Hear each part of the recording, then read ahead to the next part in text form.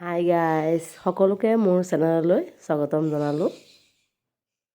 আজি মই দেখুৱাব ল'লোঁ মই ক্ৰীমটো কেনেকৈ ইউজ কৰোঁ, কেনেকৈ ষ্ট'ৰ কৰোঁ, ষ্টেপ বাই ষ্টেপ দেখুৱাই যাম। এয়া মই ক্ৰীমটো ল'লোঁ, মই আগতেই ইউজ কৰা আছিলে, গতিকে মই এনেকৈ এটা কণ্টেইনাৰত ফ্ৰিজ কৰি ৰাখিছিলোঁ। মই ইউজ কৰোঁ ক্ৰীমবেলৰ স্মুথ, এইটো বহুতেই ভাল ৰিজাল্ট পাব।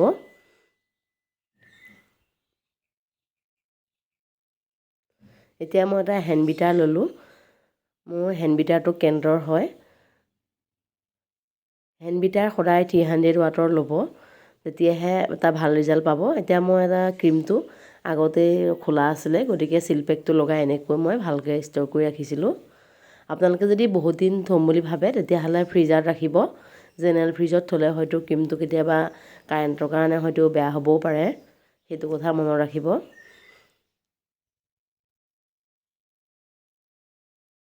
আৰু যদি ফ্ৰিজাৰত ৰাখিলে অলপ আইচ হৈ থাকে তেতিয়াহ'লে অকণ বিট কৰাৰ আগত লৰাই ল'ব। এতিয়া মই একাপ ক্ৰীম ল'লোঁ, হাফ কেজি কেক, গতিকে একাপ ক্ৰীমেই হৈ যাব। স্পঞ্জটো মই আগতে ৰেডি কৰি ৰাখিছিলোঁ।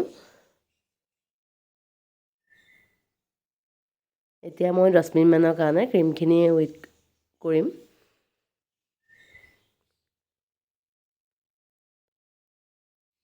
ক্ৰীমখিনি বিট কৰোঁতে এটা কথা মনত ৰাখিব যে একেকোবে ফুল স্পীড দি নিদিব, কাৰণ যদি ফুল স্পীড দিয়া হয় ক্ৰীমখিনি কেতিয়াবা ফুলিও আকৌ বহি যায়। সেইকাৰণে আপোনাৰ যদি বিটাৰ যিখিনি স্পীড থাকে, মোৰ 5 আছে, গতিকে মই প্ৰথমতে 1ত দিওঁ, তাৰপিছত 2ত, তাৰপিছত মই 5ত দি এনেকৈ ক্ৰীমখিনি বিট কৰি লওঁ। অভাৰ বিট নকৰিব, তেতিয়াও কিন্তু প্ৰব্লেম হয় দেই। আইচিং কৰোঁতে বহুতেই প্ৰব্লেম হয়, বিগিনাৰ্ছবিলাকে এইবোৰ কথা জানেই বাৰু সাধাৰণতে। কোনোবা যদি মোৰ ভিডিঅ' নতুনকৈ চাই আছে, মোৰ চেনেলটো ছাবস্ক্ৰাইব কৰিব। এয়া মই স্পঞ্জটো 2টা লেয়াৰত কাট কৰিলোঁ।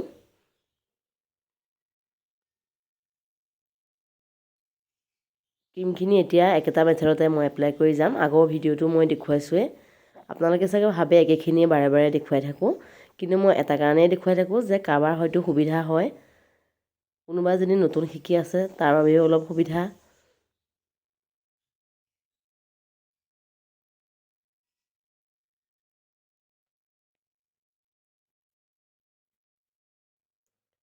চুগাৰ চিৰাপটো এভইড নকৰিব, এইটো স্কিপ কৰিলে কিন্তু অলপ যিটো স্পঞ্জ হয় সেইটো অলপ ফ্লাফি হয়।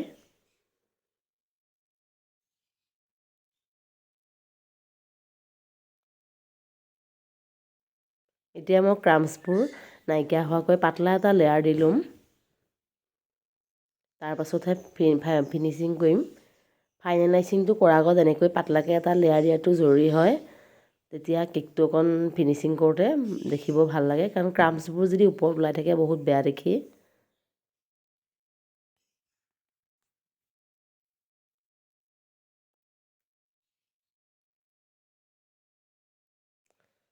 বহুতো সৰু সৰু টিপছ আছে যিবোৰ মই আপোনালোকৰ লগত পিছৰ ভিডিঅ'ত শ্বেয়াৰ কৰিম।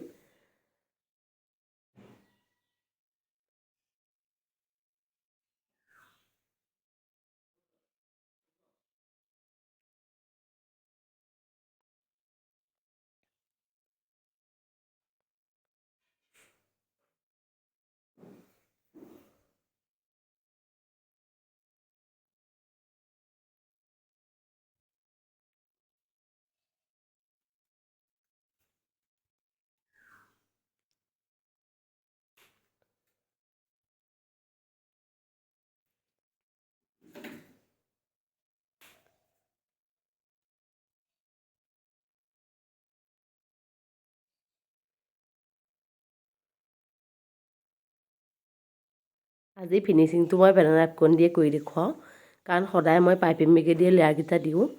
কিছুমানে হয়তো এনেকৈও কৰি ভাল পাব পাৰে, সেইকাৰণে মই আজি স্কেপাৰৰ সহায়ত এনেকৈ এখন পেন নাইফৰ সহায়তে ক্ৰীমখিনি ব্যৱহাৰ কৰি ল'লোঁ।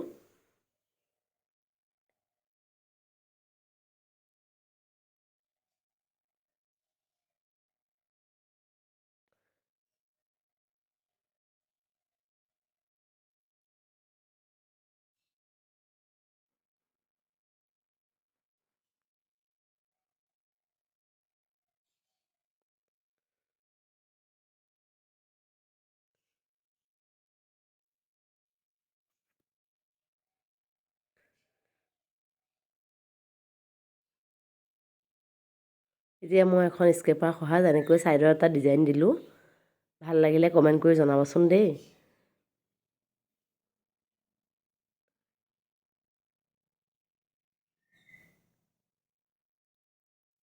এনেকৈ চিম্পুল এটা ডিজাইন দি তলত কেকটো তলৰটো ফিনিচিং কৰিলোঁ। এতিয়া এটা ওপৰত চিম্পুল ডিজাইন দিম।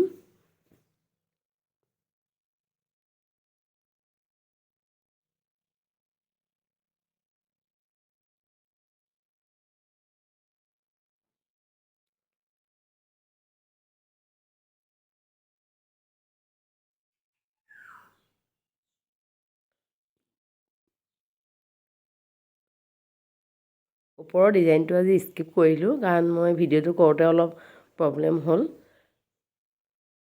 পিছৰ ভিডিঅ'ত মই দেখাম। আগৰ ভিডিঅ'টো মই দেখা আছে পাফ ফুলৰ, কিন্তু আপোনালোকে পিছত যদি চাব বিচাৰে মই দেখুৱাই দিম। এতিয়া মই দুটামান ষ্টাৰ দি কেকটো ফিনিচিং কৰিলোঁ।